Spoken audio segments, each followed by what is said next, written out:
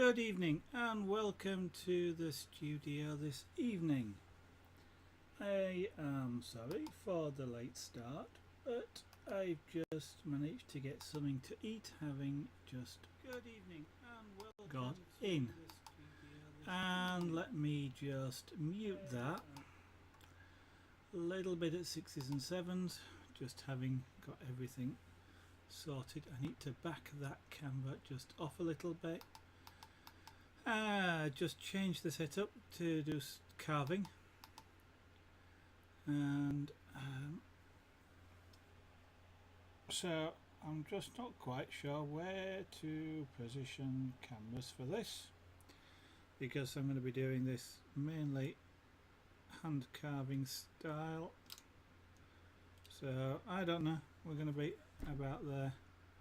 That's upside down. It could do with being flipped the other way. Didn't have a lot of time to set things up today, so I apologise. Is that the one that I want? It is indeed. So I want to do that. That's better, and that's, yeah, mirror style for me. That will do. Indeed I am. Indeed I am, Fluffy Twiglet. I did send a tweet out though. Yep, you notice sharp chisels. I has sharp chisels, and even sharper knives. And because I've got sharper knives, I have Teflon glove. Well, Bix, good evening or good afternoon. It's evening for me. I'm sure it's afternoon for you, so good evening.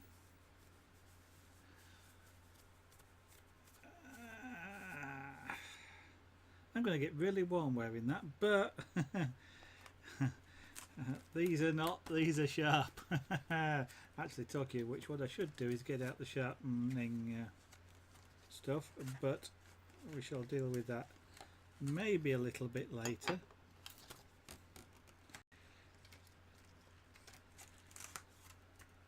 Been out with sorting stuff out tonight, which is why I got back late, which is why tea was late, which is why I'm late. So 2 knives here, which I think we will probably be using as much as chisels. I don't actually know. This is a roughing knife, this is a detail knife. That's something I started a while ago, as I've mentioned. And caving. I'm caving with sharp chisels. Okay. Well, that would prove interesting, wouldn't it? Okay. Now I'm carving. Thank you. I remembered to change the title. I just didn't remember to change it to the right thing. So that was something I started before. I have no idea how to go about doing this. I just went about and started. So I'm going to continue doing it. See how it goes, what I need to do, what I, whatever. We'll go from there. So carving. Yeah, as I just said, no idea what I'm doing. So let's think about using some chisels, which I do know reasonably well how to handle. Knives, which I've got a little bit of knowledge about how to handle. And we'll see where we go. So safety glove. It contains Teflon, which means that I'm less likely to cut myself if I end up stabbing myself, which is quite possible here. Really what I should do is have a carver's vise for this, and then stick it in there. If I'm using the hand to the knives, maybe not so much. So what I've got to do really here is take real good care about being in control. So the glove will stop me slicing myself, It's got less less ability to stop me jabbing myself, but should actually, you know, stop me getting any sort of major injury. If indeed I'm silly enough to do something which causes me to jab myself with a chisel, or with a knife for that matter. Now then, this wood is going to be interesting because it's partially carved it and it's been sat for a while, and wood surface goes hard. So okay, you can continue to watch me cave. Let me just move your hat a little bit. There we go. What am I trying to create? You think I'm just winging it? You're right, perfectly right. I am just winging it. It's supposed to resemble, or will hopefully resemble, a sleeping pussycat. So a while ago, I figured, this is before I started streaming, I figured I could sort of do a little, I knew how to do a little bit of carving, and it would be nice to do a three-dimensional object as opposed to a relief carving. And I had a small piece of wood, and as usual I could not for the life of me think just what on earth I could carve. So the first thing I looked around was Junior, I think, was laid just over there somewhere, like that. So I just drew the outline on the piece of wood and started work on it, and that's as far as I got. So not knowing what I'm doing, yes, I am winging it. I'm starting I'm guessing, but there again, that's kind of like what I'm doing with all of the stuff that I'm doing. You're seeing me take all the experiments and I won't say chances, but all the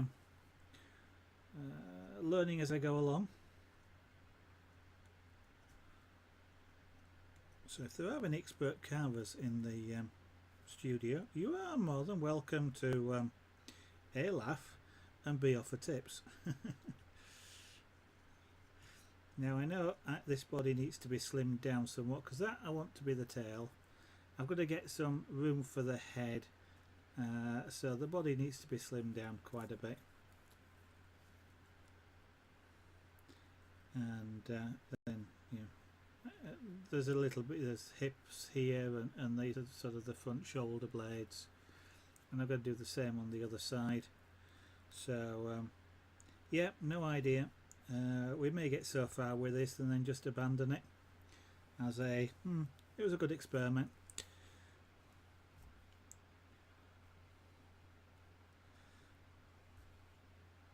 I'm trying the chisels at this point because I'm more familiar with using chisels, not in a handheld base, I must admit. You know, you've seen me do it clamped down to the desk. I guess technically I could clamp this down as well. And what I have got here is a non-slip mat. I'll put your hat back in a moment. So let me just put that down on the table. Maybe I should try using that when I'm doing the jewellery as well. Because the jewellery will tend to not slip around on it, the other rings. Normally I wouldn't have, well, I'm in control, but I normally wouldn't really want to have my fingers there. And I suppose as long as I've got my fingers behind, I don't technically need the glove on, but there isn't a lot to hold on to here. Yep, and that was a bad move.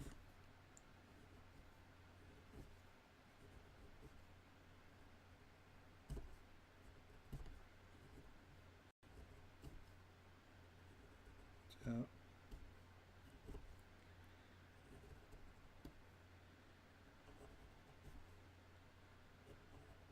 now this is basswood, European lime wood, which is supposed to be easy to carve.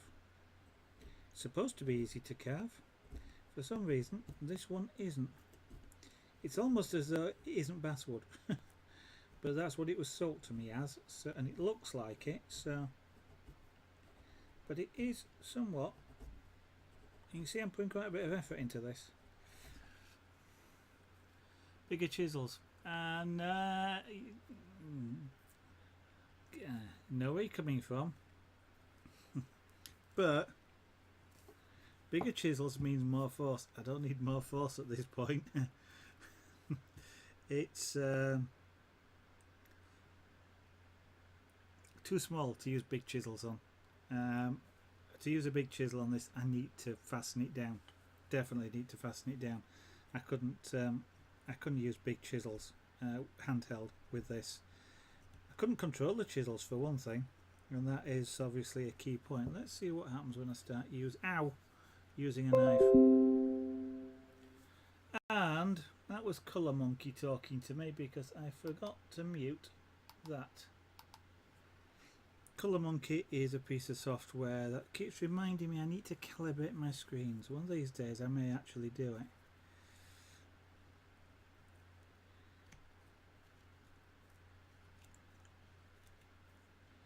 And then it'll shut up for about a month.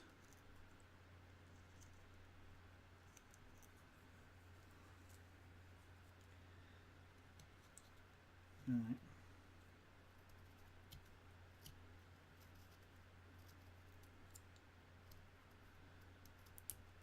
You realise I mentioned even sharper knives.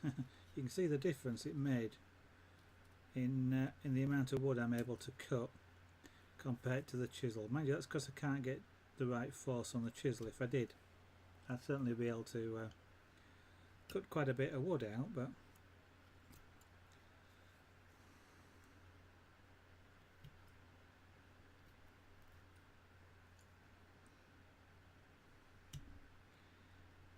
now don't be, you might be cringing at some of this, don't be too worried about it. The way I'm holding the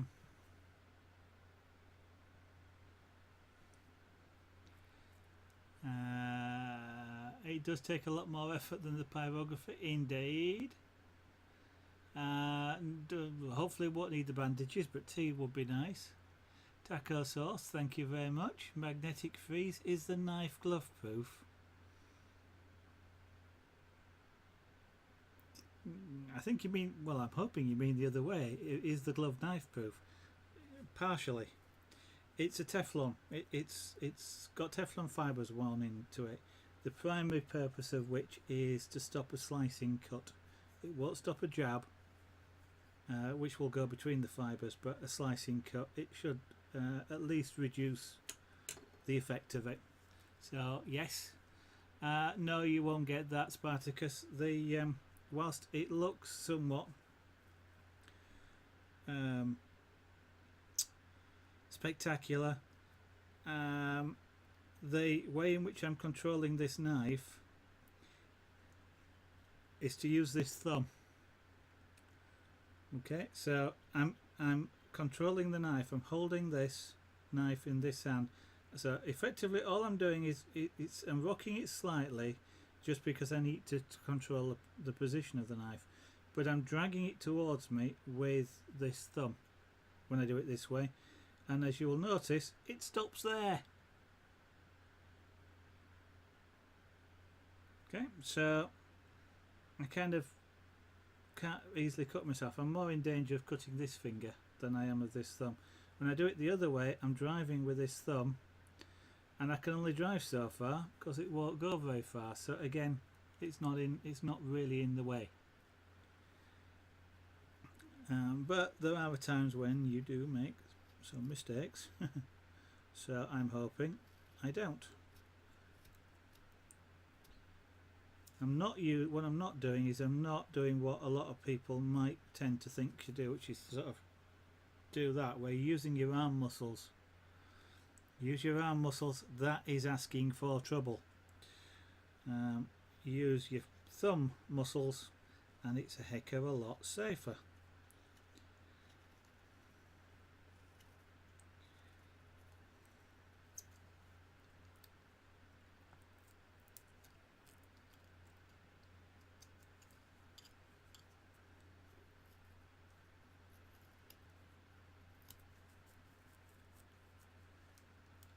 and making sure you've got a good hold on the piece obviously is a good point to have.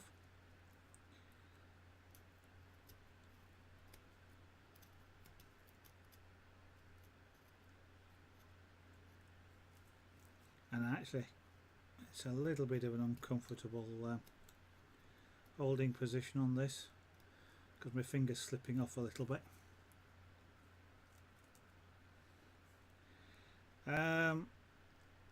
Spent a good amount of time learning carefully Orbix, how to look after and control knives, you know, before I started doing this sort of thing. And actually it started, one of the jobs I had as a young lad was working in a supermarket. One of the things we used is box cutters, which were effectively bare razor blades, a bit like that. One of the things you learnt to do is to open boxes really quickly with a box cutter, because you just literally run round the top and the lid pops off. But the one thing that you learn, if you like, was the fact that if the blade and your thumb are moving together at the same speed, you can't cut yourself on the blade. You might cut yourself on the cardboard like paper cuts, but you don't cut yourself with the blade, because there's no for a blade to cut there has to be a relative movement between the two. Either you have to press against it, slice against it, or something like that. If they're moving together, you can't. So some of the things, you know, like that you learn. So if I was doing that, for example, shaving, I can't cut myself because the two are moving together. And you learn that sort of thing. But as it stands at the moment, you know, holding this correctly, and that's one of the reasons for the shape, is you've got this end stop.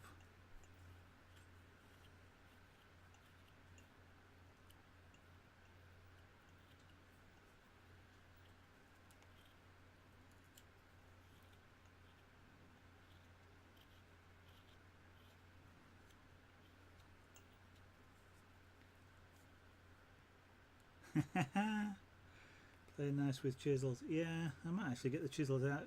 Carry on. I'm sort of doing mixed things with this. Certain things chisels are easier to use for than the knife blade would be in certain circumstances. So, for example, it's a little bit easier for me to do a cut down there using the chisel than it is to do it using the knife. And I'm not particularly precious. I don't have to do this using a chisel, don't have to do this using a knife. I'm just using whatever is a reasonable tool to get the job done. You know, I'm not being purist about it in any shape or form. It doesn't have to be carved with a knife or with a chisel. When I started doing this, I was just using a knife, but I was just using it to learn. Yeah, probably that's the case, Aerobics. Paper cuts paper cuts hurt when you know that you've been cut. It's when you see blood dropping on the desk. You go, where's that coming from? Ow! Because as soon as you see you've cut yourself, that's when it hurts.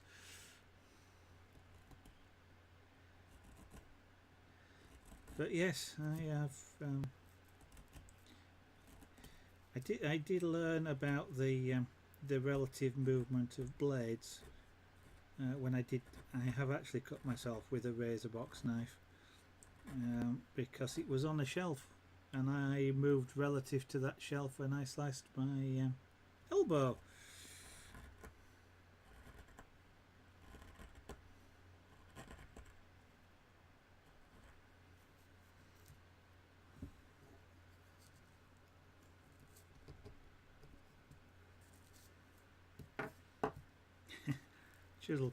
Knife comes in useful occasionally.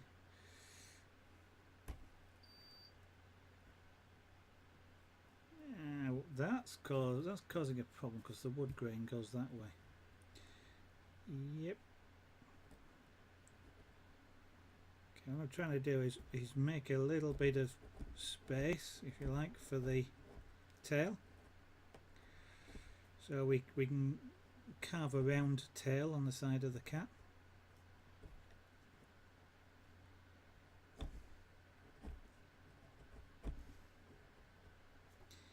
I wouldn't normally like doing this because I'm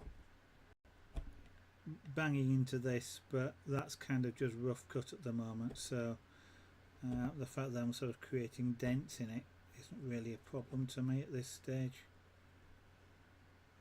because I am just rough cutting.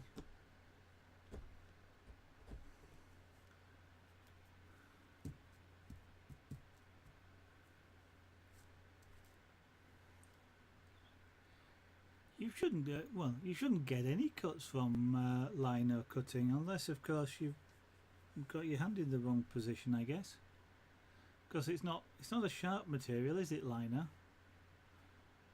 Oh my, you dragged the blade toward. Oh, I'd have thought you'd have dragged the blade towards you as well. I don't know anything about lino cutting, obviously. This is going to take, indeed it is, I suspect we'll be spending at least a week on it. Magnetic freeze. The relief carving that I've done, yes.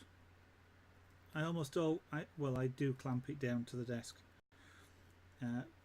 It's got a nice flat back on it, precisely, I won't say precisely for that purpose, but they do. I can just about clamp this at the moment, but very soon as I round this off, it would become impossible to clamp very well. I mean, yes, some sort of compression clamp would hold it in place, but it would also get really awkward trying to get around it. What I should use for this is a carving vise, and what a carving vise would do is you effectively screw the piece of wood to the vise, and it's some of them are ball heads, but they effectively will move in just about any direction then, so it's on there. You can then, because it's screwed to it, it's held securely, and then you just move the head around very much like a tripod type of head into whatever position you want to carve it, and it's strong enough and heavy enough to hold whatever piece you're working on. If I get reasonable at carving three-dimensional pieces, statues, then I sort of have thought about getting a carving vise, but they're about, in UK price, they're about £100 to £150 to get a reasonably decent one, and it's a lot of money to spend if that's the only ever piece I ever do. So that's the reason why not at the moment. But yes, it would be better, but in theory I can carve this by hand, excuse me, using either knives or, well, knives specifically rather than chisels, but if with care you can mix the tools.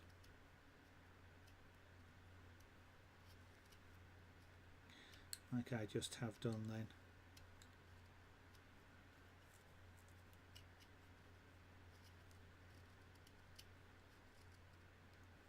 I mean, with confidence I should be able to take one heck of a lot of big chunks of wood out using this, but I'm not that sure about what I'm doing, and therefore I'm being somewhat conservative.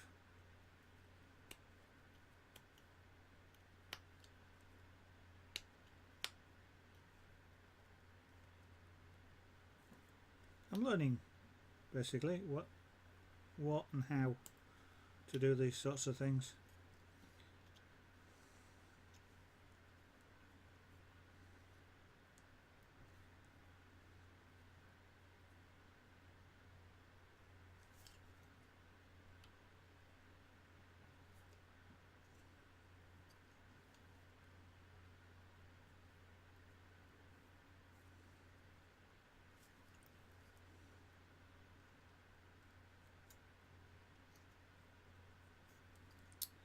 And I cannot put a knife blade in the same place twice, can I? That's the other problem with these gloves. you do get caught on the wood, but I definitely wouldn't want to do this without. I have caught, you know, doing this, I have caught the gloves with a knife blade a few times now, so they have definitely saved me from injury, and quite how much of an injury that would be is, you know, I don't know, but they certainly have done their job.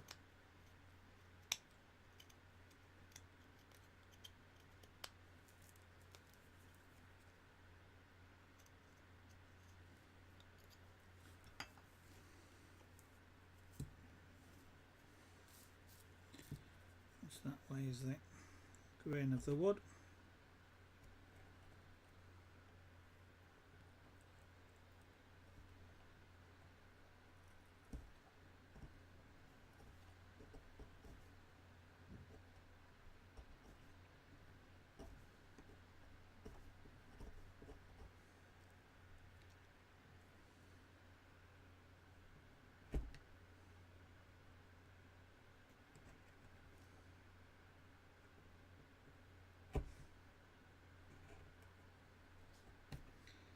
I have to remember that I am roughing out here, because so I don't want to get into details. I don't have to worry too much about banging into that edge there when I'm cutting this wood out.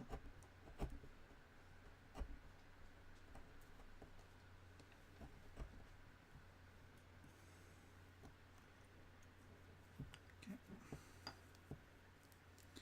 And of course I'm going to end up with wood shavings all over the desk, which will take me about 10 minutes to what am I making? I am making a carving of the sleeping pussycat. And Jeremath, good evening. Welcome to the studio this evening.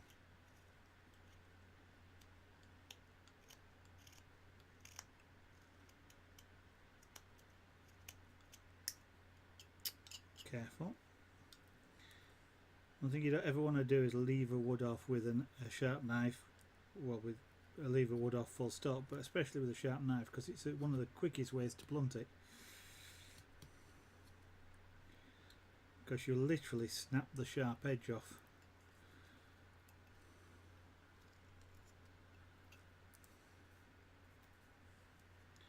Okay, so we're getting, the other thing I've got to bear in mind is I need to make enough space for the head, which is sort of sideways, and I have no idea about doing that just yet. So I've kind of picked an easy place to start with the body here.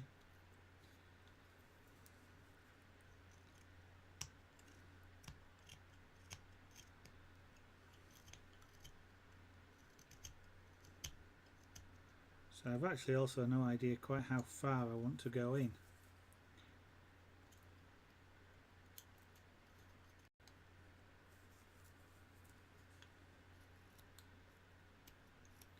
What we should do is perhaps develop a little bit more of the neck as well, and on this side.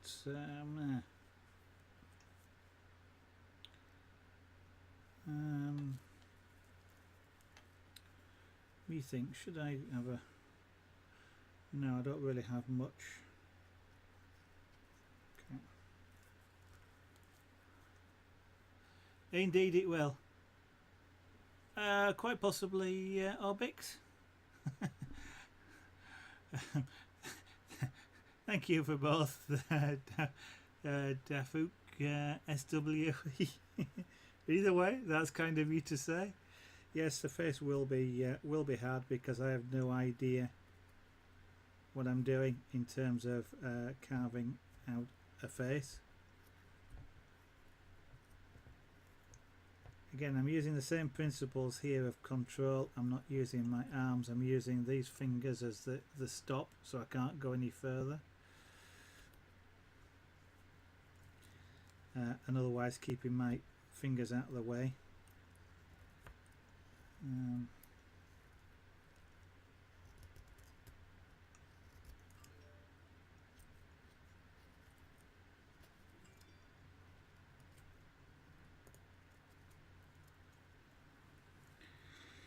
So we're going to have,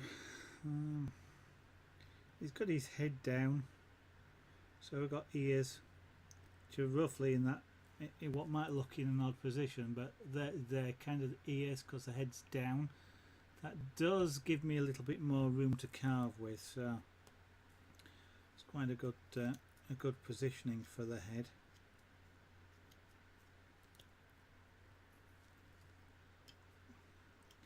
Well, that's my thinking at this moment in time.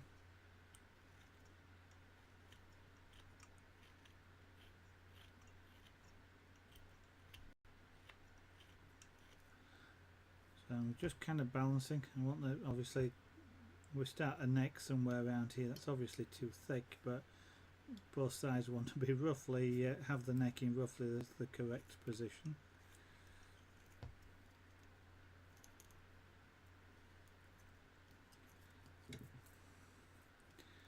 So if that's the ears, we're going to need to round the head off, so let's start and do a bit of that.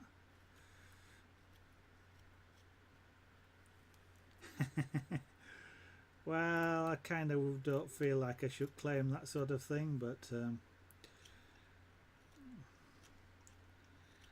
thank you anyway. You always, when you're carving with a knife, just like when you're carving with chisels, you do have to bear in mind where the wood grain is, the direction of the grain, because if you go the wrong way in respect to the grain, you can rip off whole sections of wood, which obviously will damage the piece that you're working on. Or you'll basically the knife will not go in the direction that you want it to go.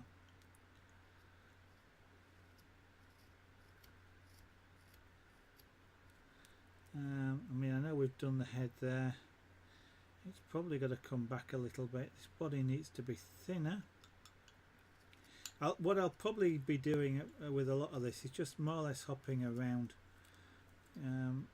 it until I at least get it roughed out to something that looks like it's approximate.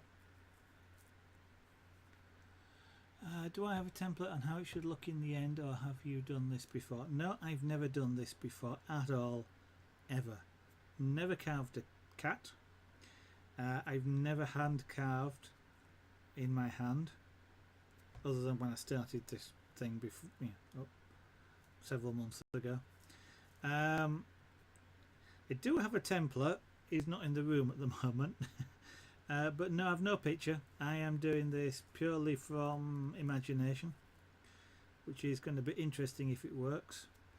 I've seen a fair number of cats laid like that, so hopefully I can basically remember, but no, this may turn out to be a complete disaster, and I may mess it up. If I do, it will go in the round file and we'll try something else or try it again.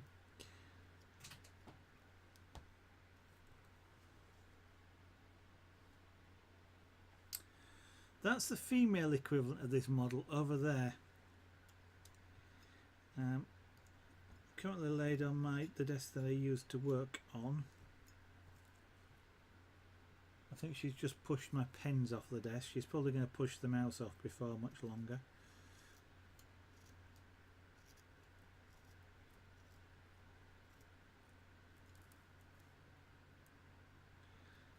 If I'm going to bring that in much more, then this has got to come in as well, and so's the body.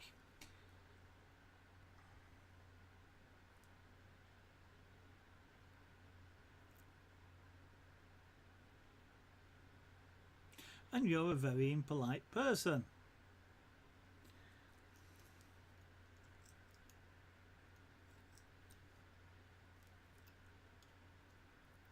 Remember, I can use that big and flat thumb to press a ban button. Right, so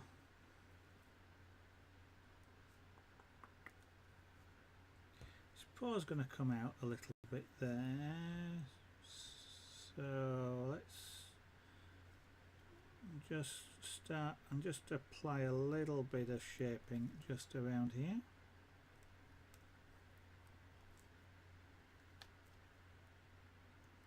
Which is kind of like the muzzle.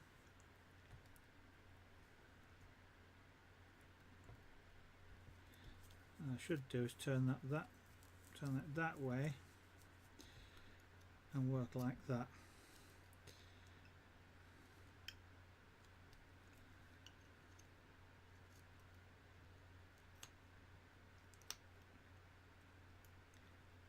Now the wood grain around there is not helping me too much.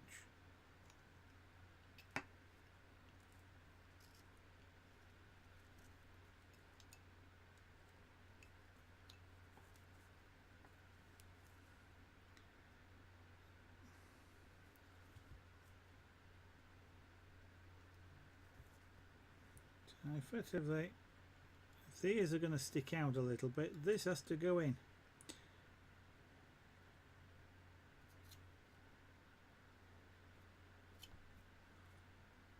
Until we get, you know, and the whole of this area will go in as well. So let's just dig into this a little bit.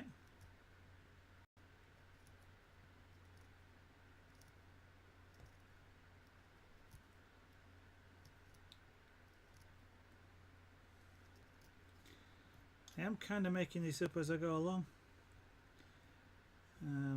What I'm telling you is what I'm thinking, but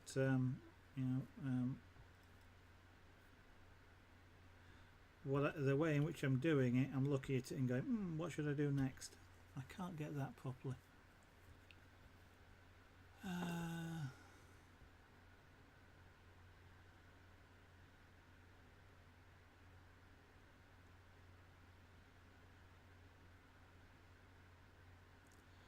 Australites, what am I doing? I'm carving. Raziers, where does the name Zaragan Art come from? The name, the art bit, hopefully, is fairly obvious. It comes from art. The name Zaragan comes from, well, basically comes from a friend of ours who had an album in the charts called Zaragan. It seemed like a nice name. We borrowed it, or I borrowed it, and I got called, well, I've been on the internet for a long time as Zaragon, but to be honest, a lot of, you know, it gets used a lot in various places. So because I do art, I tag the art bit on the end, and I've used that for a long time. So it's named after, the name comes after an album by a gentleman called John Miles.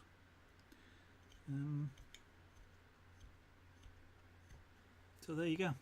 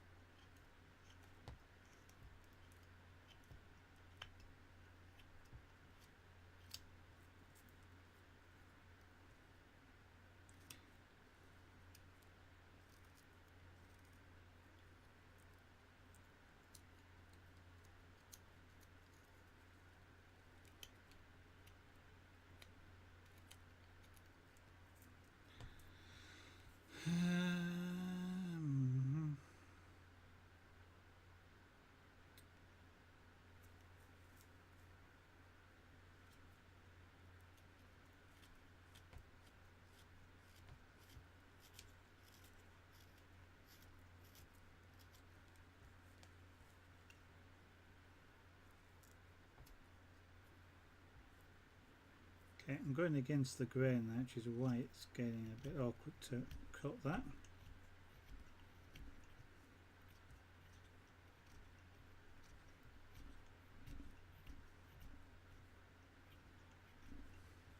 When you're carving, your tools tell you quite a bit about the wood and what you're doing. If you know what to look for, to feel for when you're using them. And like I said there, I'm trying to cut against the grain. The wood, the knife wasn't being very smooth. Yep, indeed I am, Obix. Unfortunately, although I started late, I can't really finish late.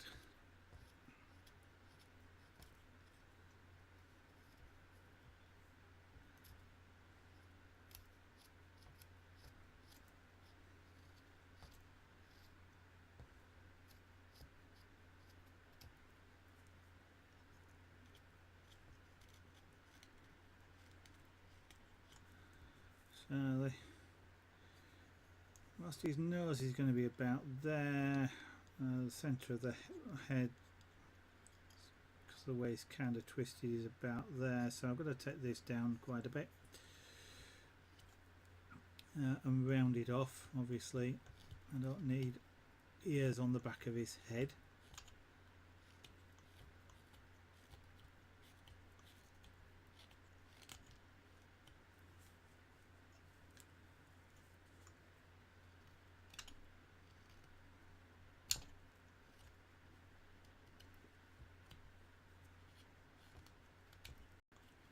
So the other way I'm using the knife here is pivoting it.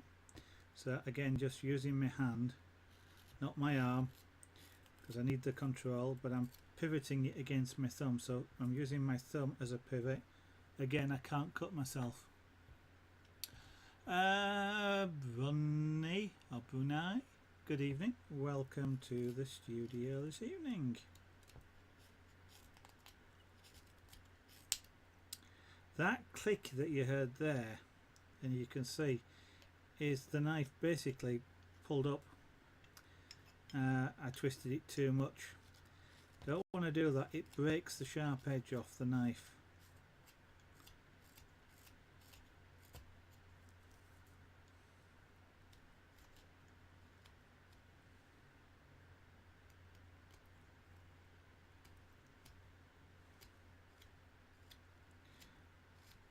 Now, as with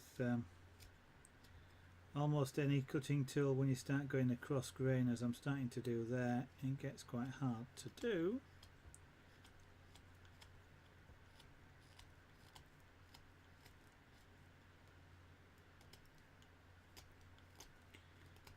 One thing about cutting slightly across grain is you get really smooth, shiny looking wood. If you can see sort of the shine just coming off of it slightly, but it cuts really smooth, does basswood, which is why a lot of people enjoy using it for carving.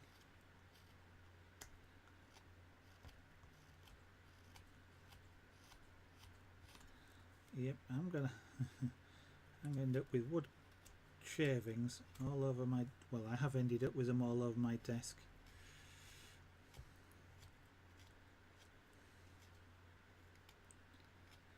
I'm going to be picking them out of the jewellery for weeks.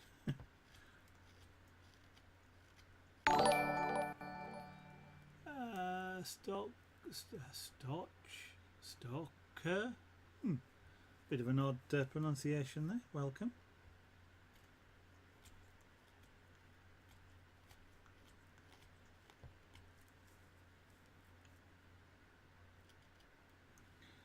I'm going to be careful. Where's the other paw going to be?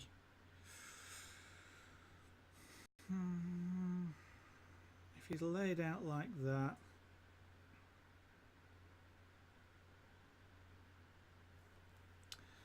okay, for the minute I'm going to leave about the same.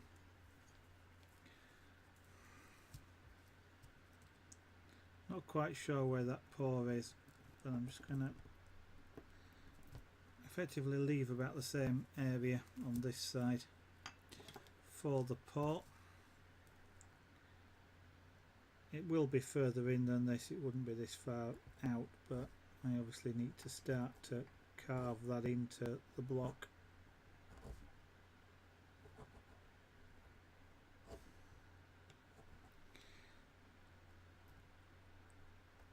And in practice these paws probably would have be tucked under and he wouldn't put his head sideways, or they don't tend to lay out like that, but I'm not necessarily after a perfectly reality based carving. I'm after something I like the look of.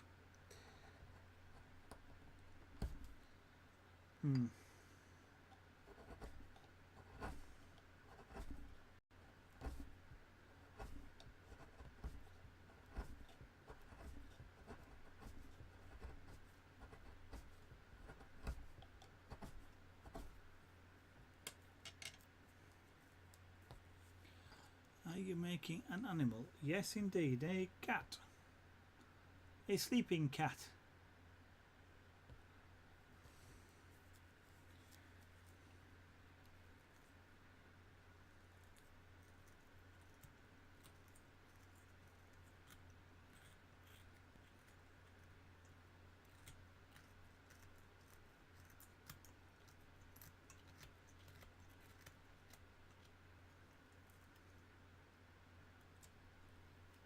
Well, that's the idea.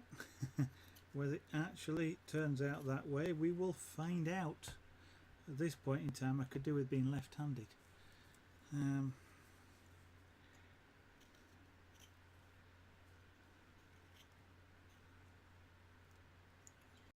at that point, I am holding this in a relatively unsafe manner because, as you can see, I can make contact. What I'm going to do is do that and drive the knife with my fingers here.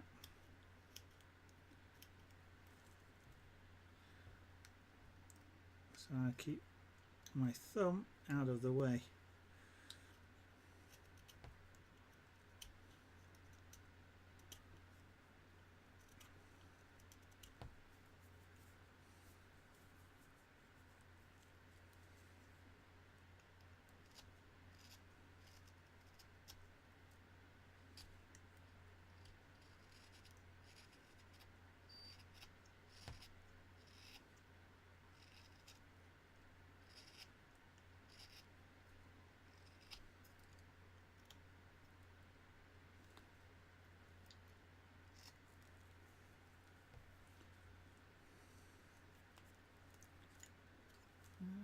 What his ears are there, they're not going to be all the way back here, so let's start to lose a little bit of this point. Okay, there we go, that's better.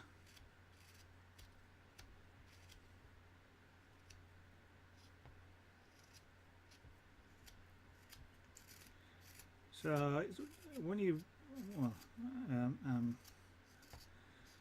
if I was doing this in relief carving, what I do is sort of block out a rough shape that way, then I'll block out a rough shape that way. So that's kind of why, you know, I have that point going all the way to the back, even though there's no ears on the back of the cat. So that's kind of where that shape came from, and now I've got to round this over, sort of blocking it out in that direction. How often did you ever cut your finger? I have never cut my finger with these knives.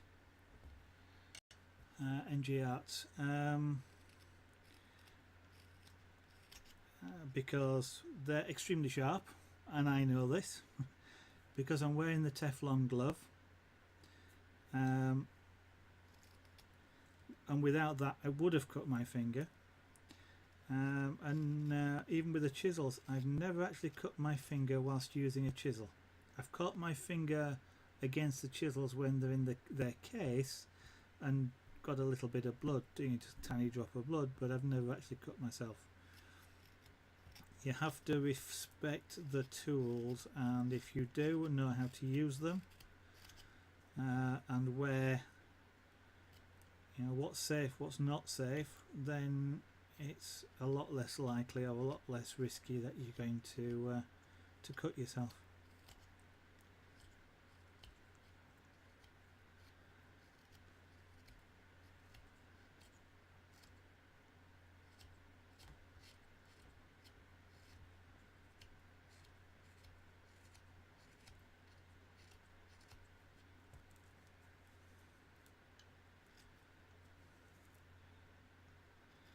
And these knives are sharp enough to cut to the bone.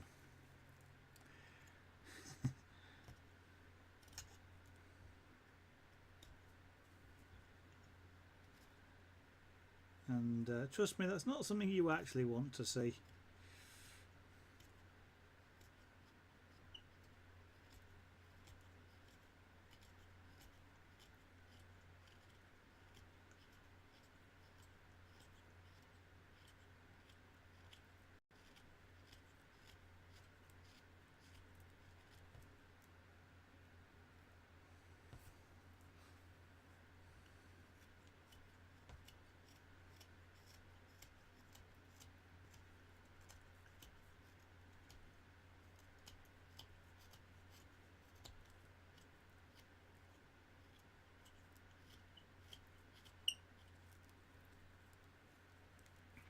Warnicky, what are you doing? You don't have to tweak my sense of humour or my sarcasm. What does it look like I'm doing? I'm using a sharp knife on a piece of wood. The stream title says I'm carving. It did say I was caving, but I'm carving. I'm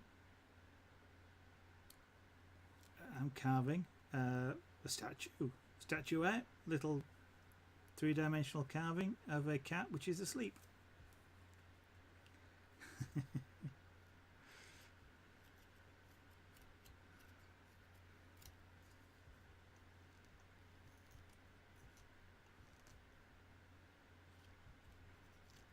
So what I'm doing at the moment though is roughing out the shape. So I'm not after anything in particular accuracy at this point. It's just getting a shape that I kind of like the look of. Before we get into sort of lots of detail with it. And there's quite a bit of wood to come off.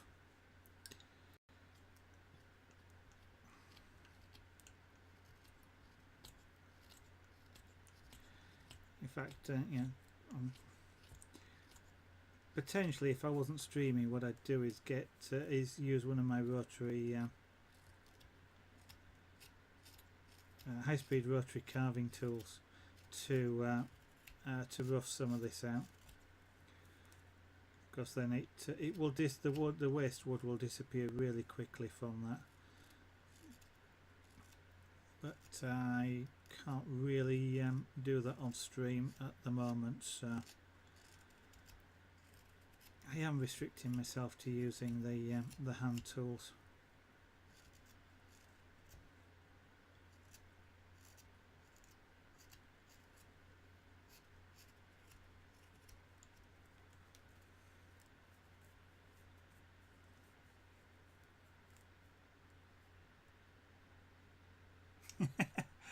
Yeah, magnetic freeze, I know.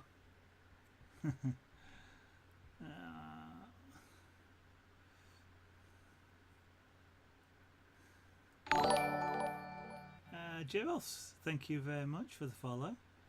The more viewers that, yeah, you can't read and you can't see. Well, there's not much point in me telling you what I'm doing, really, I suppose. And I could say then I'm sort of, I've just produced this absolutely wonderful, fantastic model in about 15 seconds flat. Do I have a portfolio? Yes, but no. I do. Yeah, I've done a fair few things. I am in the process of, I hope within the next week, completing a website that will have, the various things that I've done stream wise on there, and maybe other things as well, you know, like the carving, the pyrography and all those sorts of stuff. So if you want to know anything more about, or when that becomes live, if you want to follow me on Twitter, then I will, you know, once it goes live, I will be sending tweets out for anybody who wants to take a look at it. So that will be one way. At the moment it's not live. I've got some more work to do on it. Well, two things. I intend to open a shop on there as well to sell some of the art that I do, in order to fund doing more, and that requires a whole lot of regulation to be complied with, so I'm just taking my time doing that because it's complicated. But yes, hopefully within a week or so. Surprisingly just how long things take, you know, even things that look simple quite often just seem to take a lot longer than at first view.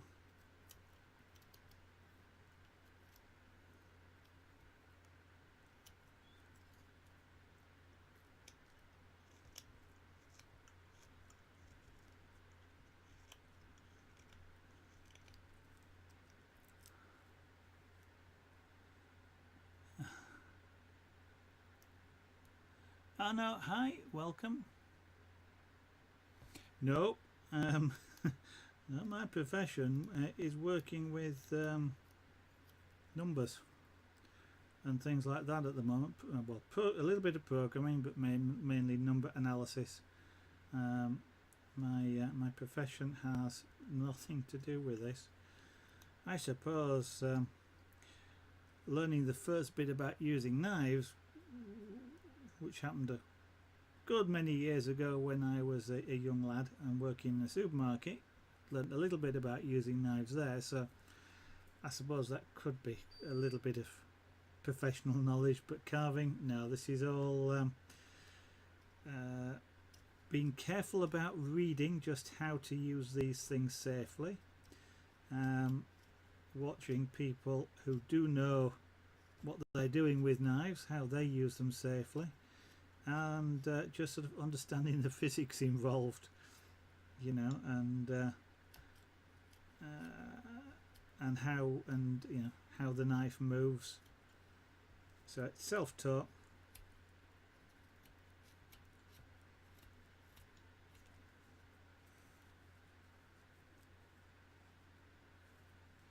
Indeed, that's correct. So you should we'll start. There's a rough outline there. We sort of, well, what say we're getting there. It's going to take a little while to get there, but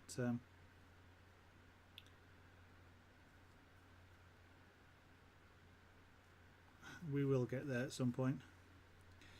Or we'll give up, one or the other. I don't intend to give up unless I make a real mess of it.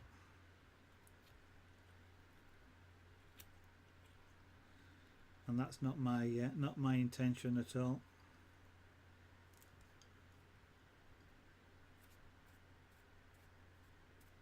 Just got a bit of cramp in my hand.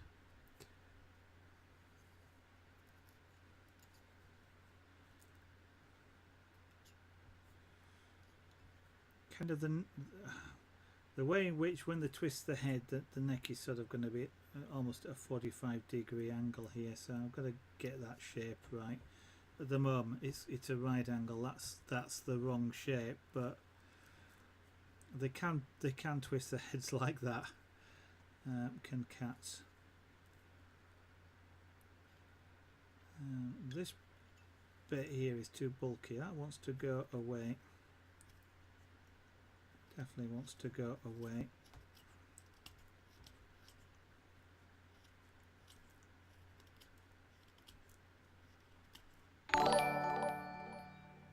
Wanaki, thank you very much.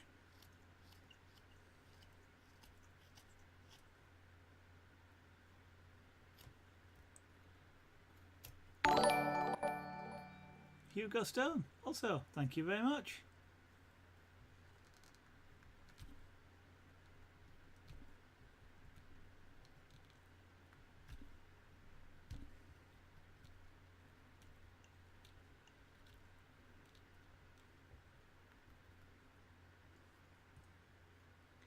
I'm holding the knife too tightly,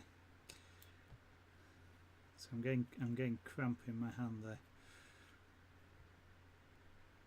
In actual fact, what I could do with doing is just giving this a little bit of a honing or a little bit of a polishing. So I shall just do that.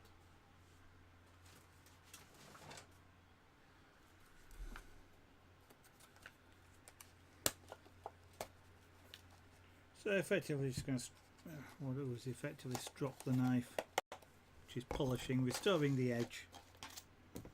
We're not actually sharpening it. It doesn't certainly doesn't need sharpening, but it sort of just needs the edge restoring. This is just a bit of leather and a polishing compound.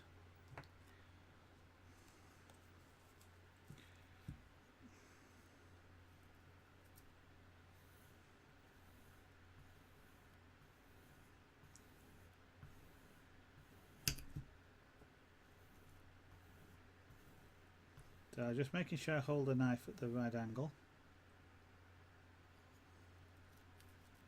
and that I hold it flat.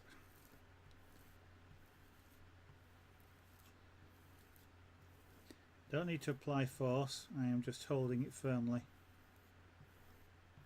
and doing this.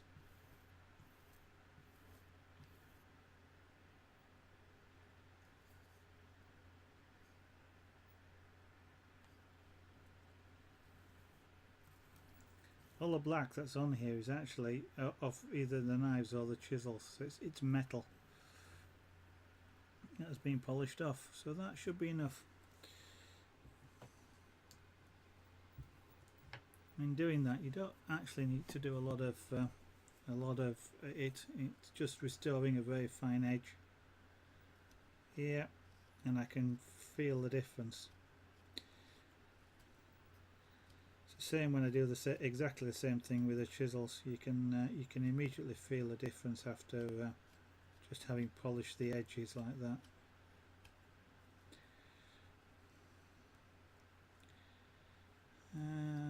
Yeah, in actual fact,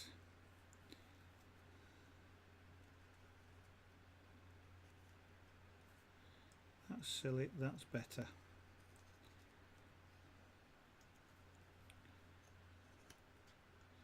I'm just working out that where the ears are, because the point of the ear is basically the highest point of the head. It's then going to come in and around, so I'm going to lose about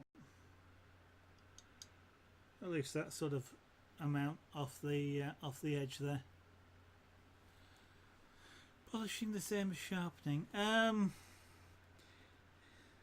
Yes, it's just not as aggressive. Most people, when you talk about sharpening, I have sharpened the edge, but when most people think about sharpening, they think about grindstones or what they call wet or slip stones, which are really aggressive stones, basically, a bit like, you know, sandpaper for metal.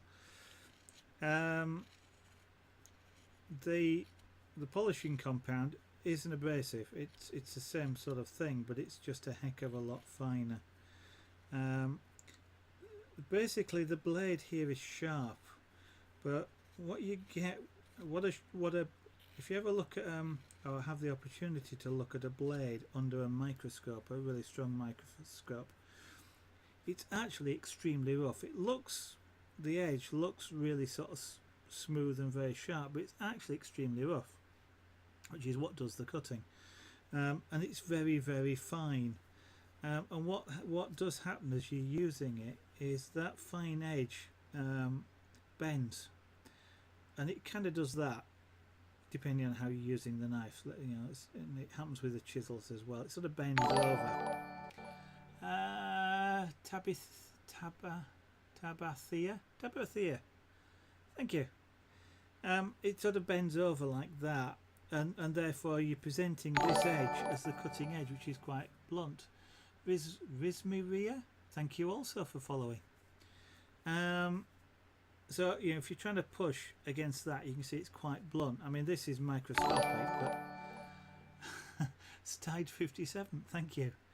So what that polishing, or the stropping as it's called, and it's often done on a loose piece of leather, is effectively all it does is you're running this blade down the leather, and it straightens it out like that. Often actually you bend it slightly the other way, you turn the blade over and you do it, and so you straighten it back out. A little bit of the edge gets knocked off, so you're creating a slightly sharper edge, but most of the time with that sort of stropping, you're just straightening out the edge of the blade. So it's presenting that straight edge, show that sharp edge again. You know, you really don't want to be sharpening these very often at all, to be honest. Right.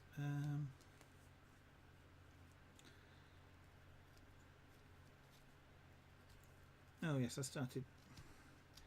Yeah, I'm just kind of dotting around and in doing bits that I'm trying to approximate the shape, and then I'll gradually sort of adjust that approximation to be closer.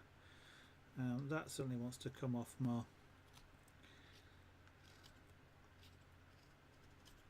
It's also easier with a knife when if you've got an edge like that, it's easier to take that off than it is to take a slice off of there. So as I work around, it's easier to take off the bumps, which means that by dotting around the place, I just make life a bit easier for myself in terms of the actual carving of this.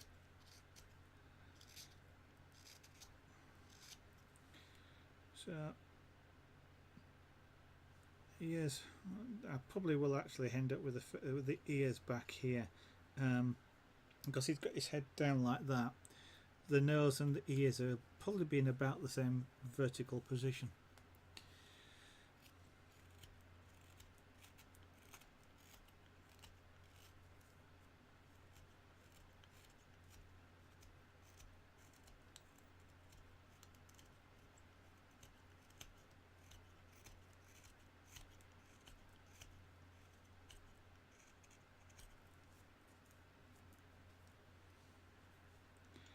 Nice smooth wood.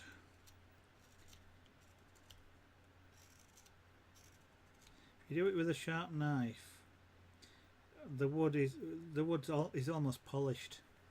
You probably can't really see it too well, but you can see shine on there. You can't see shine on the bottom. The shine is literally because the knife is so sharp. It's almost polishing the wood as you cut it. That's not quite what's going on, but it's sort of that sort of effect. It's closing up the pores and creating a really smooth surface.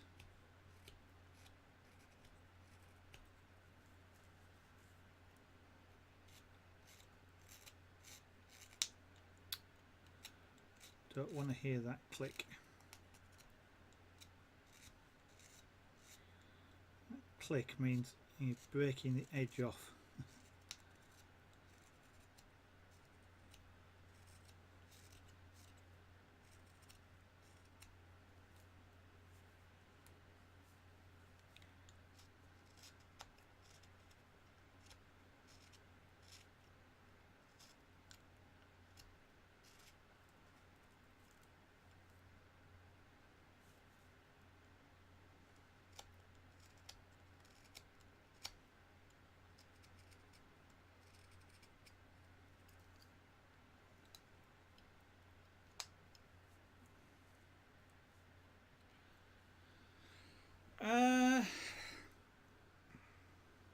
You could, yes. Yeah, you can.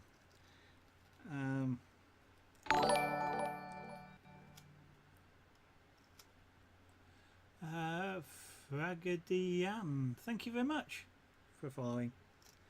Yeah, at whittling.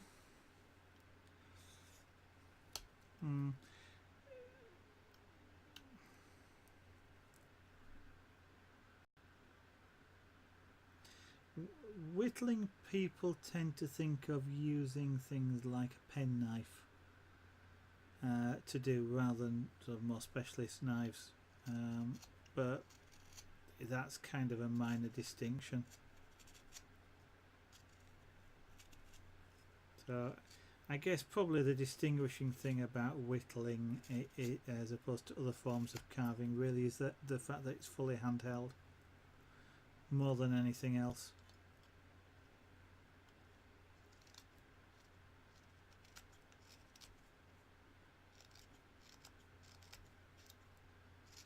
I just tend to think of it as knife carving. This wouldn't be particularly comfortable to use knives if this was bolted down somewhere.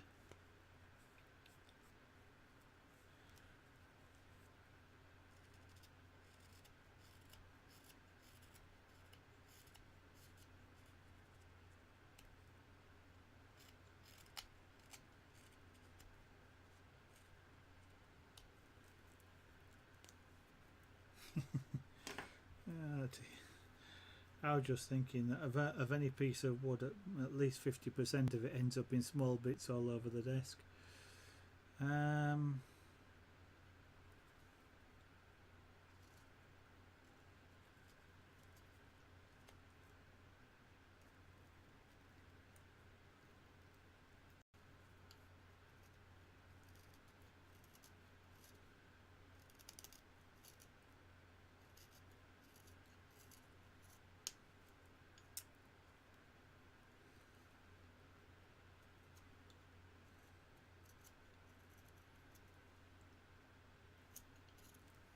Doing sort of this area down here is going to be interesting because it's such a small area and it's got to sort of dig in. It's the bit between the head and the tip of the nose. It's sort of on a cat, well, like on a human, it digs in to just between the eyes. And because he's got his head down, his mouth is actually sort of going to be underneath. He's sort of hidden almost. That's the nose, the end of the nose.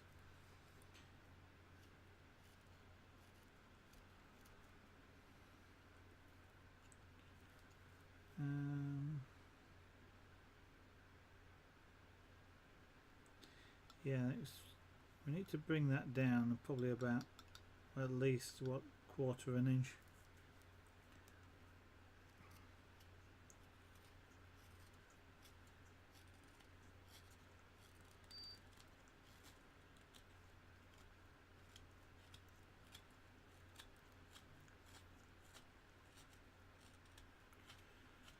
I'm probably going to spend the next week studying the cats every time they go to sleep.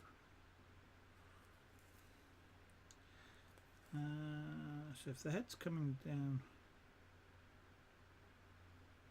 that far, my pencil's gone walkabout again. There it is.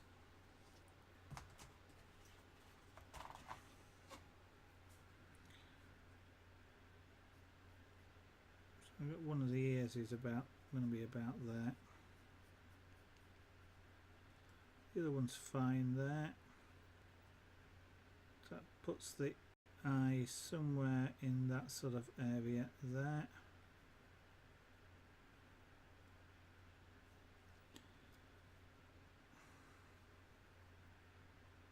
Yeah. So that's got that area there has got to sort of come out a bit. And that area's got to go down a little bit. In fact, the whole top is probably too tall, but yeah, it's a fat cat. Junior isn't, but it's a fat cat.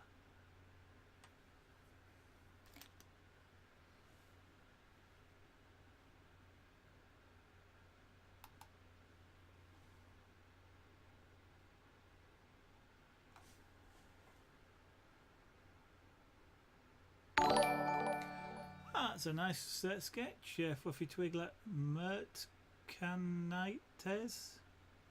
Mertcanites. Apologise if I've got that wrong. Can be a challenge.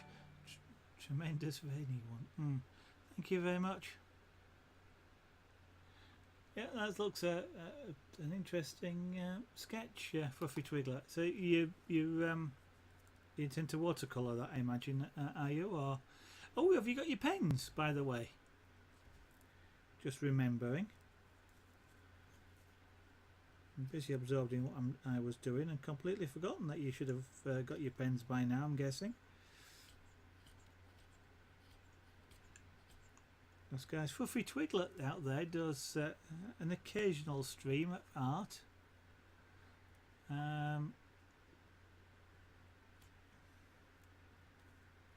Okay. Unfortunately, well, I was going to say, I don't know if you're going to do that on stream for Fluffy Twiglet. Unfortunately, I won't be able to watch. I've got a conference call all tomorrow morning. But good luck. Do you intend to stream it?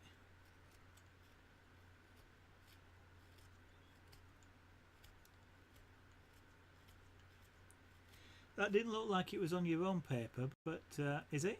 Or oh, they've come today, have they? Okay.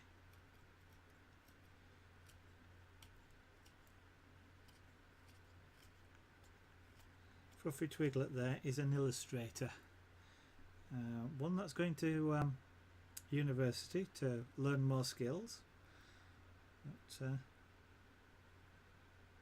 it's just streaming. It's worth checking out. So this is the neck area. So I'll just define the neck a little bit.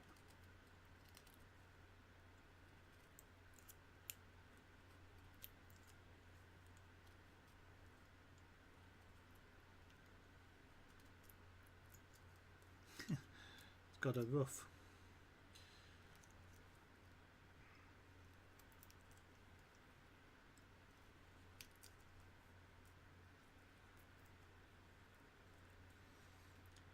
Sophian 23Ds, what is that? It's a piece of wood. Oh, that's a knife. Dear. I am carving using whatever sharp implement I happen to feel is appropriate at the time. A 3D sculpture as opposed to a relief carving of a sleeping pussycat. If, however, you meant something else by what is that, feel free to mention it further.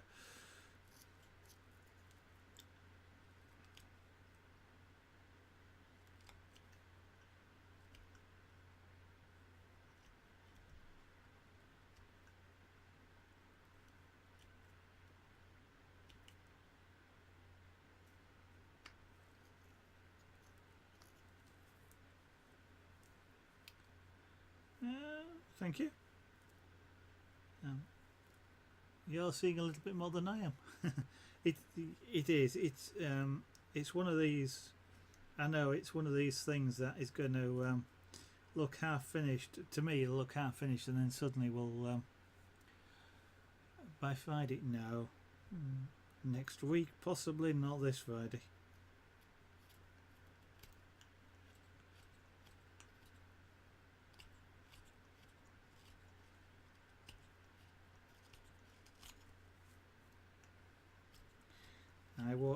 I'm almost certain I won't even have it roughed by this Friday.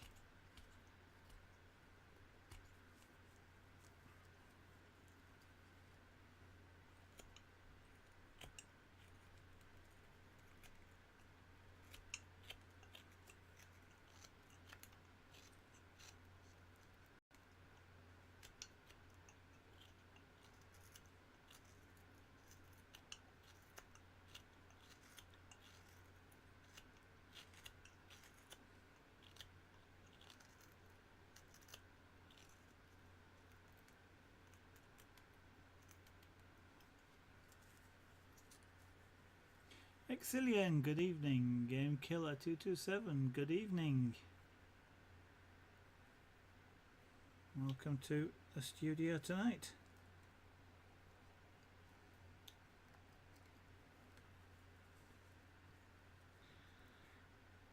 So we're starting to get the back of the head roughly rounded.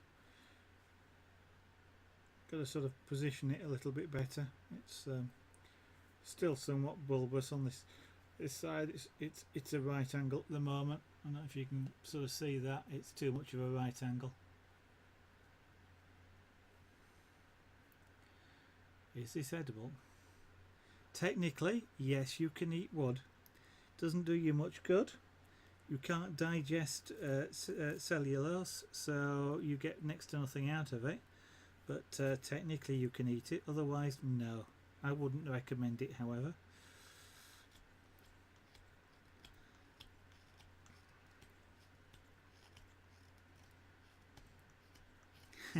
Talking of eating it, actually, I was thinking about grass all of a sudden there, Fluffy Twiglet. I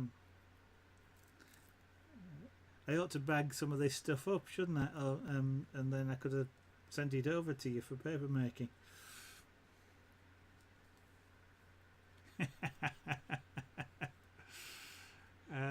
Indeed.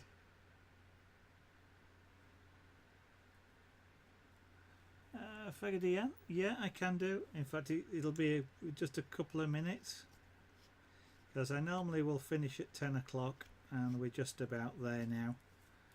I know I started a little bit late, but things to do, like the website I mentioned and one or two other things. And the problem with streaming is when you're streaming you can't do other things, so I end up with a lot less free time than I used to have. I don't mind, because I you know, streaming is actually making me do art, which I enjoy, and I haven't done much for a long time, so it's something I enjoy. But when you've also, you know, I mean, one of the things I want to try and sort out is some royalty free music for the stream. But again, you know, it's just getting around to it. Got plenty of square ones, but no round ones. Yep.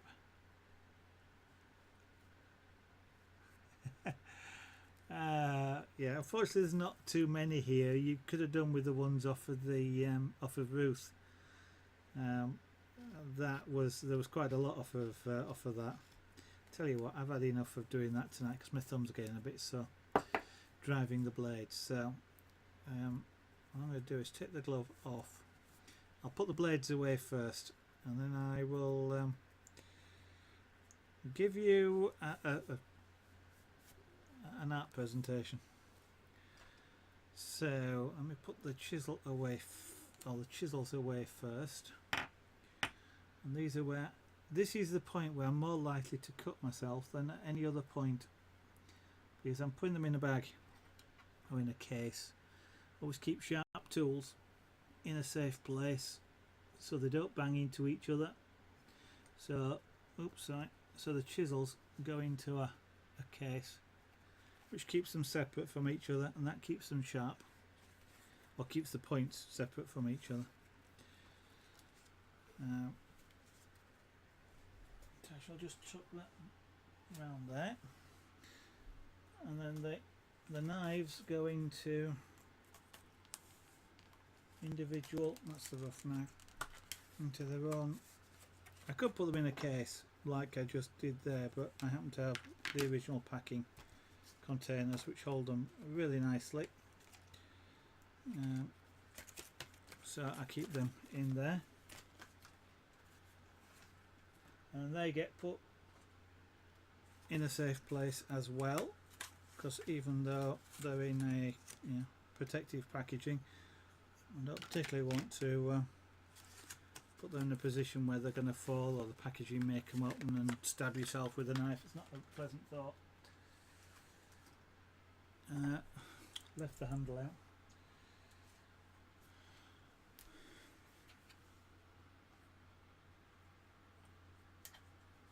Right. carving. Okay. I'm no good at three-dimensional. Game Killer 227, thank you for the follow.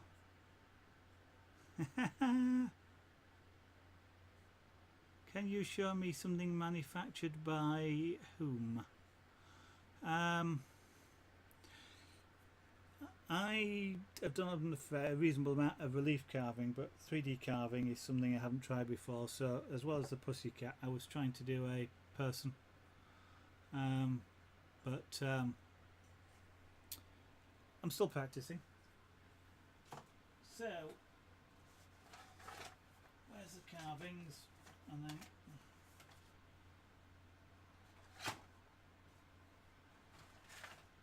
not too many carvings.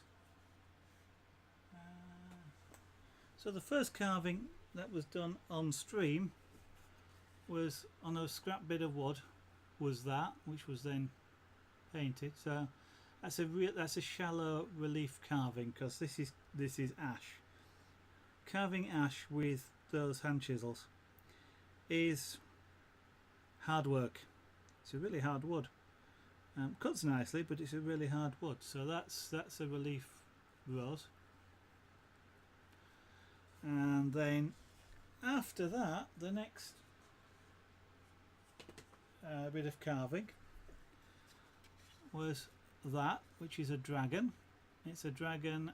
It's a representation of a dragon from a series of science fiction books written by Anne McCaffrey on a world called Pern. So this is also relief carved. It's quite deep relief carving. This dragon is called Ruth. So that's the other piece of carving that's done. So I've only done those two pieces of carving on stream, and then obviously we started that one. What else do we do on stream? We do pyrography. So you're going to get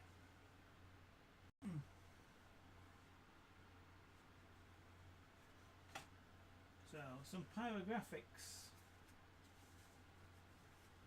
Pyrography, for those that don't know, is using a heated tool to create a picture or an image of some kind. So we have that one, which is Junior, who is also the model for that. So that's Junior. And Junior there's another cat around called Felix, which is that one. As you can see, he's got his head turned to one side, somewhat like Felix, like Junior does in here. So that's kind of a similar looking pose, but he's obviously wide awake. What was the book series called with the dragon? You're looking for Anne McCaffrey, or possibly Todd McCaffrey is the later books. The series is called Pern. There's about 20 or more books in the series, but there'll be well, that particular one is from that particular pose is on the cover of a book called, oh, I can't remember.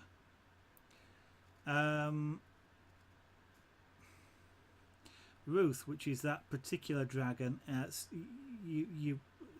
The main book for that particular one is called The White Dragon by Anne McCaffrey. That's the book in which Ruth is born. It's a male dragon, by the way. He's white. He's unique. But there's a whole series. I think there's something like about 20. And the dragons are in all of them, but they're not necessarily the main part of all of them. They are in symbiosis, if you like, with humans on this world, and they are helping to combat a menace without giving away the story. Thank you, Raziers. That's part of the pyrographic technique, to make it look just like that. You want those cat images, Sarah. These two aren't for sale, unfortunately. I could do some more, but you know how long these things take. A little bit pricey, Fluffy Twiglet. So there's the two cat images. Then Grindenad, thank you very much for following. That's kind of you. We've got, we have this, which I can just about get in frame. Tilt it that way. Which is, it's called Salute to Sunset. Obviously, it's an elephant, which is kind of like bye bye to the sun. It's kind of what they it looks like to me, hence the name. It's a sunset scene in sort of African savannah. I'm not sure whether it's an African or an Indian elephant, so it could be the wrong elephant, but yeah, artistic license. It's a zoo in Africa, and of course you've got the giraffe in the background, and it's sort of dusk and almost dark, really, I guess. So there's that. The most recent one, which we actually finished yesterday, is a little bit more mechanical. Let me get rid of the glare, which is this one. Now this is an image which was, well, what it is, it's a monorail from Walt Disney World in Florida from about 15 years ago.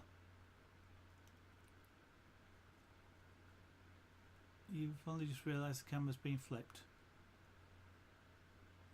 Shadow Mark 3, thank you very much.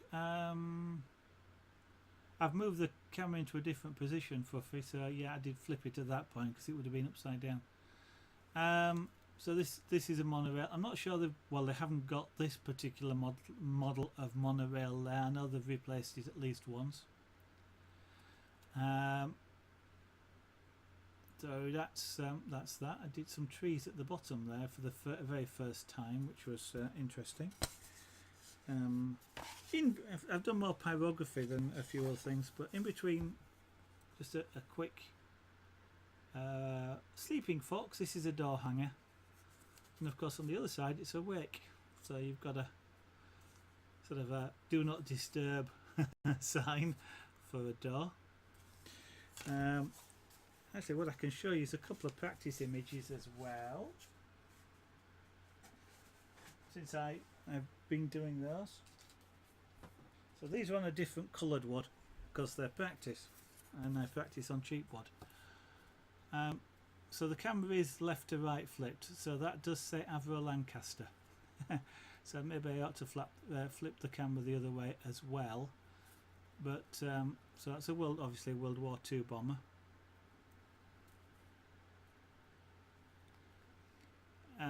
Yeah, I'll tell you what. Let me flip the camera now left to right, just so that there's no problem. We're doing that when I find the right. There we go. Now you can read it. So another Lancaster. Sorry, with the glare off the lights is a bit awkward. And a half finished one, which I'll finish one of these days. So another twain.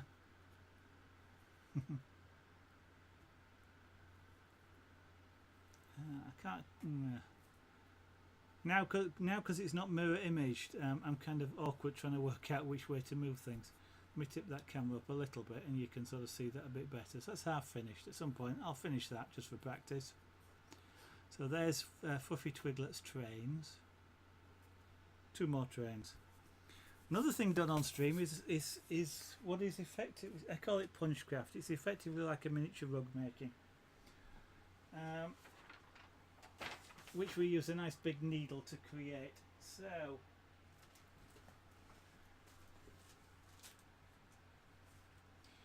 I've got a couple of images. Here's where I get this thing covered in. I'm going to hold this one up further in the background, but we've got another. That train you just saw, that's it done in punchcraft. So I basically use the same drawing on both. So it's effectively a miniature rug. It's quite thick and relatively tactile. And then we have now got shavings all over this. But also did another one of a steam locomotive on stream. That's a steam locomotive called the Mallard, which is a world record holder for steam locomotives at 126 miles an hour. Oh, there's lots of things I'm not good at Orbix, but so that's the Mallard. Let me just dip that down there a bit. So that's 3 art forms. A 4th one coming up.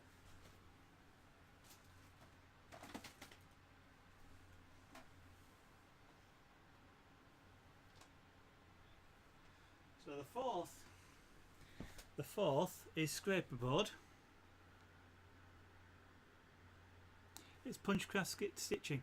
No, it's not. You use the needle pushes the thread, basically punches it through material, and then when you draw it back, you just leave a loop of thread. Is it stitching? Sort of, but it's the same technique that they make carpets and rugs with, only they use about 1,000 needles, and they stab through the backing of carpets. And leave loops of thread, which in some carpets they cut them, in others they leave them as a loop. It is more akin to carpet making than it is to actual sort of sewing or stitching. Not on the blue mat, but there is to one side of it. So I meant somebody earlier on the stream asked me where Zaragan art comes from. Essentially it comes from that gentleman there, who is called John Miles. Actually, he's probably well known on the continent as well these days, to do with Night of the Proms. He's one of the musical directors for that and organisers.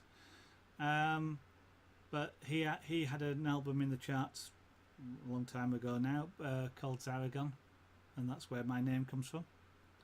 So that's scraper board. That's like a cardboard back covered with porcelain clay and then black Indian ink, which is then scraped off. That board it's a really nice board for certain images, and one image that I've always wanted to do, and that stuff, that scraper board really suits it, is that one.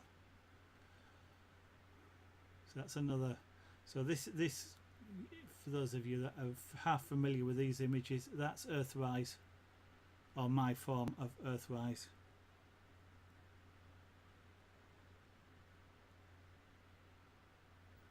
And I'll show you another one. There is not a ring on there. I promise you there's not a ring on the blue mat. The only ring is just off the board there.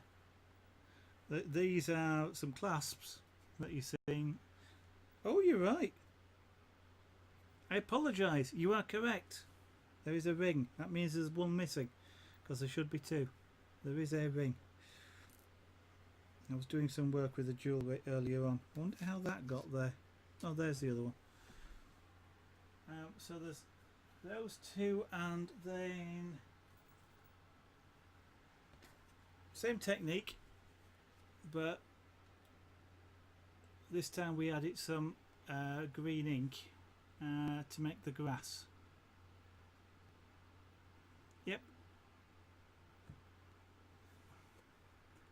Indeed, space. I mean, this board is great for space images, and I'll have to do some more at some point, but this was the last scraper board that I keep saying we, but I did on stream. It's me. So that was that's the last one. And the ink was the first time I tried ink on there. I think it really makes a big difference to that. I haven't quite worked out if that looks like a sunlit scene or a moonlit scene, but either way it's a nice looking scene. Let me just put that safe, because I don't want that scratched. The scraper boards I really need to varnish, but I need to get some spray varnish for them. The other thing which that I do on stream, which actually what I got,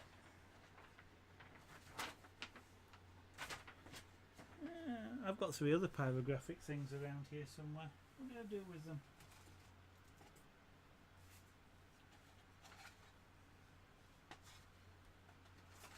There they are.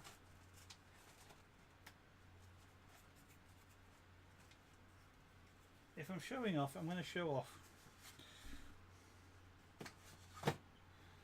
So we did three after I finished that monorail last night with a bit of time spare. So I did some practice of trees. Freehand, that was one of them. I'm not. I'm wearing shorts.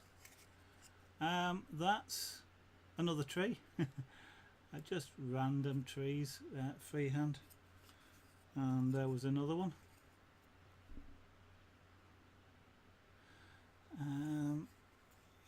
Obix have no. I've not dabbled in pottery or clay sculpting. It does look a little bit like broccoli, but it's meant to be a tree.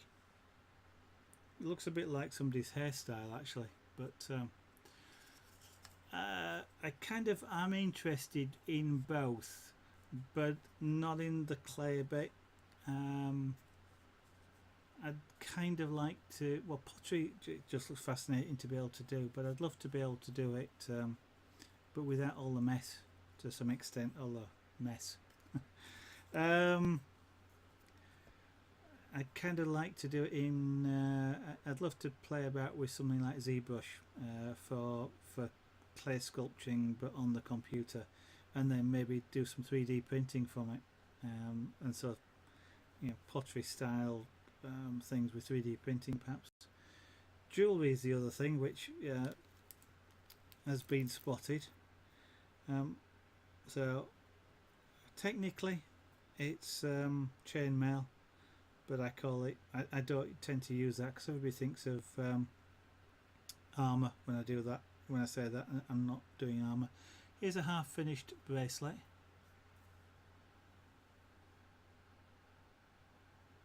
Which I've now got the rings to finish, so I'll do that at some point. I have a necklace here, multicoloured necklace with a lovely heart T-bar fastening on it.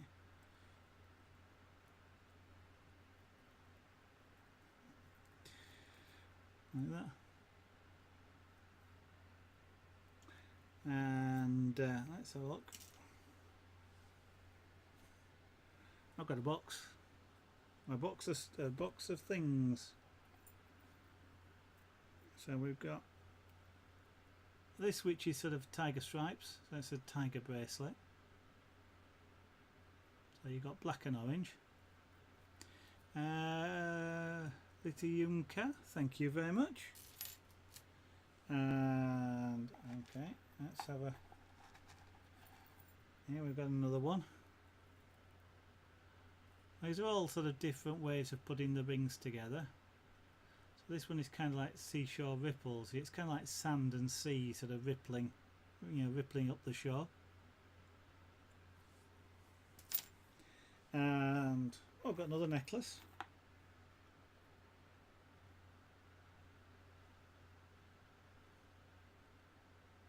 There.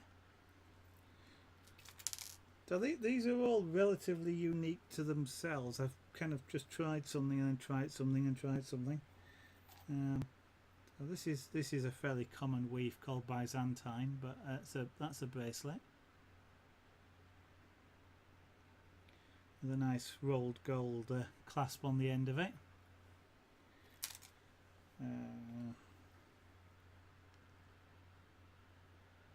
This is pale blue and pale pink. It's a bit like morning, you know, like morning mist, or that pale morning sort of colours. I am indeed, but I'm going to show off now. So fluffy tweet, you know, everybody asked, so I'm just sort of showing off some of the things that I've done. Here's a. Actually, this is one of my favourite bracelets. There we go. That's a real sparkly crystal. Swarovski crystals. In both green and sort of clear. What else have I got in here? Oh, another bracelet. I see something called candy cane. Yeah, well, you get the half hour late, you're getting the half hour on the end, but I'm showing off. Yes, quite happily magnetic freeze. And you could buy them if you like. I do. If I, at the moment, some of these are on Etsy. Until I get my own website up, they'll then be on there. So, if anybody wants to take a look, there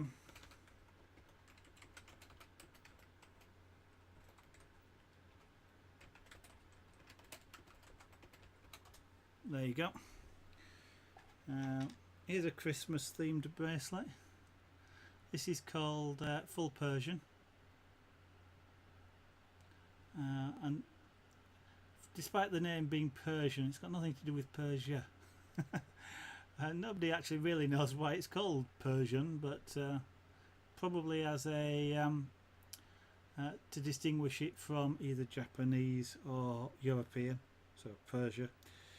But that's a full Persian in Christmas colours. What else have I got in it? I like this one. This is actually an anklet, so it's a bit longer. But this one's called Tickled Pink. Can you guess why? Yeah, I don't make the rings. I buy the rings, to be honest. Technically, I could do it, but because it's creating a coil of wire, then sewing the wire with a very fine saw. It's just easier for me to buy them. So, Tickled Pink. Cagliati, good evening. Welcome to the studio. You caught us just nearly at the end, I'm afraid, but here's another Christmas theme. This is candy cane again. It sort of twirls around, and it's a really sort of complex looking weave, but it's a deceptive weave because it's actually quite simple to do once you get the hang of it. But this one is this is bracelet length. I'm going to extend it to be a necklace length. So there's another one. I love doing these, actually, to be honest. They're quite good fun to make. Here's an interesting one, because of course this is that blue fluffy twiglet. This if you look at it is easier to see if I focus.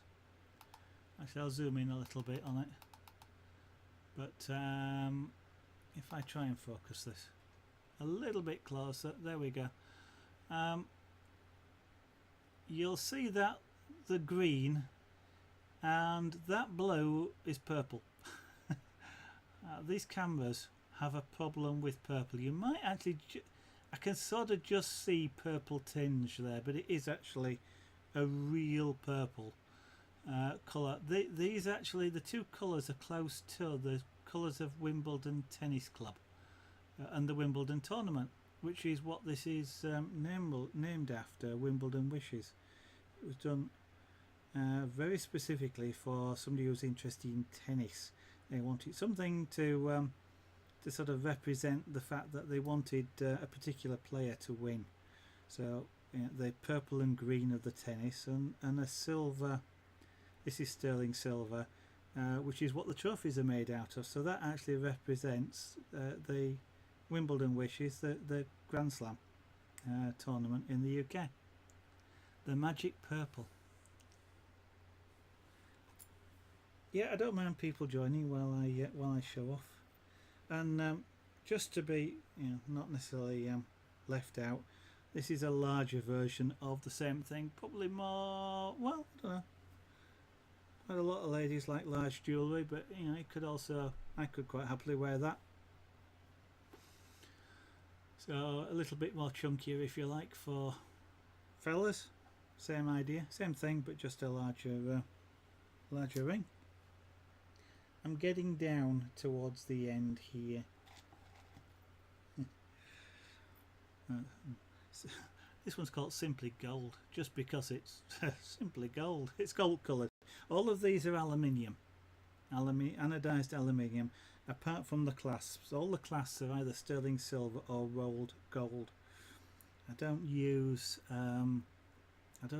gold plated or silver plated because my wife, within about an hour of wearing any jewellery that's silver plated, she wears it off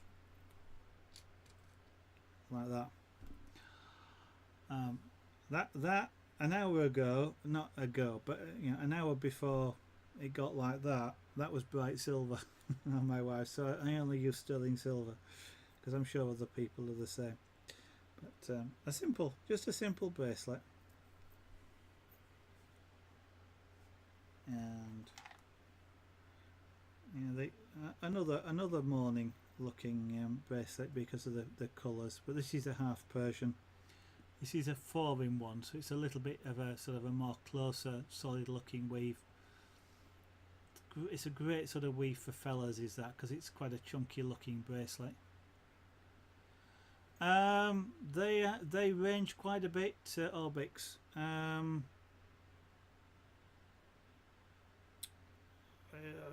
If you have a look on Etsy, you'll see the prices, but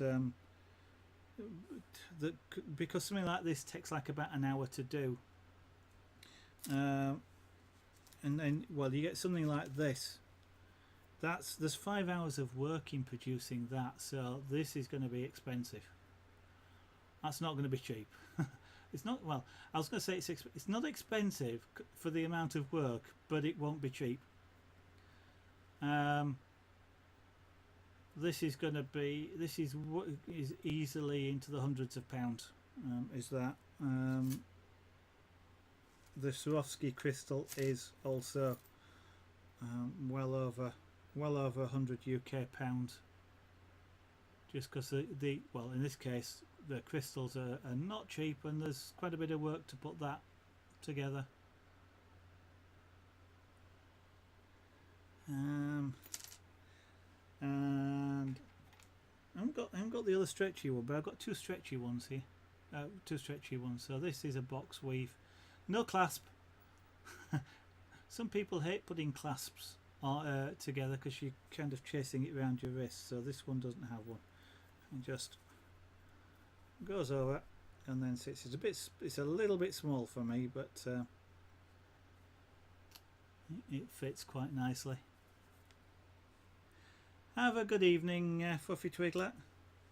And the last one I've got in the box is half finished. This, he says, being very careful, this is a silver metal bracelet made from sterling silver rings. So each of the rings are sterling silver, but I have to describe this as a silver metal bracelet because it's not hallmarked. And it weighs a fair bit.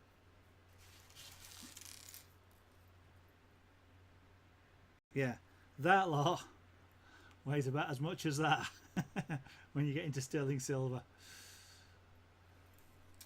So you've now seen just about everything that has been done on stream since I started streaming a few months ago. And I've just had quite a bit of fun showing all that lot off. So thank you to those that asked and for putting up with me showing off.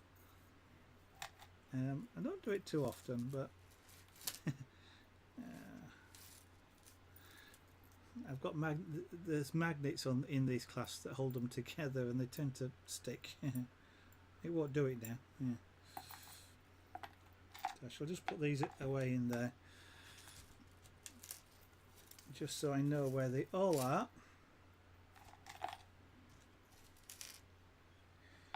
These are sort of the manufacturing samples, so to speak, and then and my wife gets to wear whichever one she wants. That's no problem.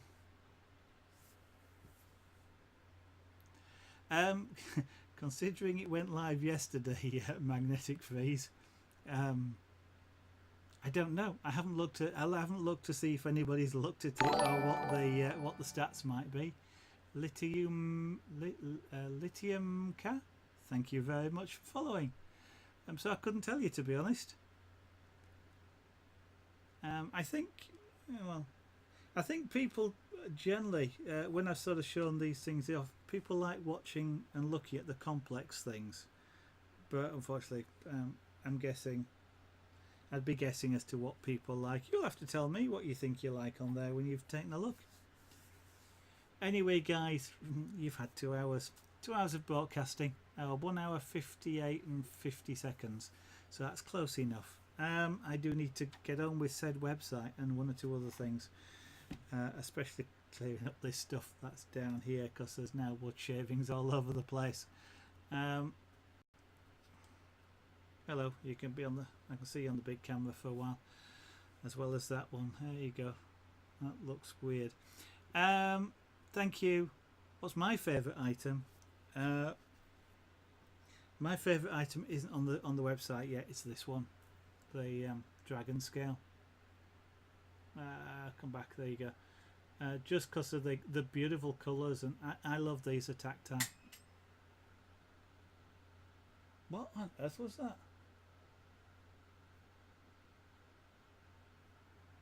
That sounded like a spring going off. That one, or possibly the candy cane, I think, as well, which is that one. Just because I really enjoyed making them, both of them. I'm actually looking forward to finishing this one, certainly. Yep. So yes, thank you all. It has been great fun having you around. Your hats getting in the way. So thank you all for watching. I have seriously enjoyed it, and thank you for the conversation. Of course, if there's anybody that's watching and hasn't followed, and there seems to be a lot of you that have tonight, thank you very much for doing that. Then of course I do encourage you to push the follow button. That way, at least in theory, Twitch will let you know when I go live tomorrow and future days. If you don't want to follow, that's quite alright. You can also follow me on Twitter if you like, so you'll get a tweet when I go live. It's at Zaraganart, and the details will be on the end plate in a moment, and they are below the stream window. If you just want to try and catch the next stream, it will be tomorrow evening at about 8 o'clock normally, subject to me having late teas because I've been out, but around 8 PM UK time, 1900 hours GMT, or 2.5 hours ago was 8 o'clock here in the UK.